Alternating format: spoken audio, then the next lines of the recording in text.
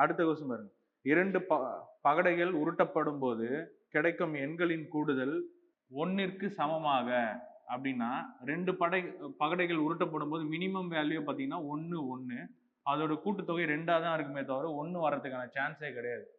அப்போ அதோட ப்ராபபிலிட்டி வந்து ஆல்வேஸ் 0 தான்.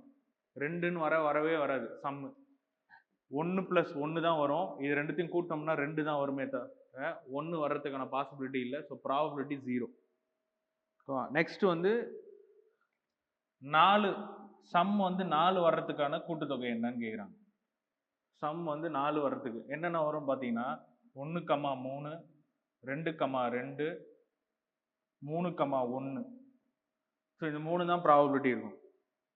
டோட்டலாக 3 டிவைடட் பை 36 பாசிபிலிட்டிஸ் வரும்.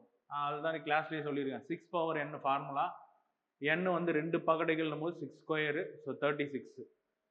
இப்போ சிம்பிளை பண்ணோம்னா 1/12.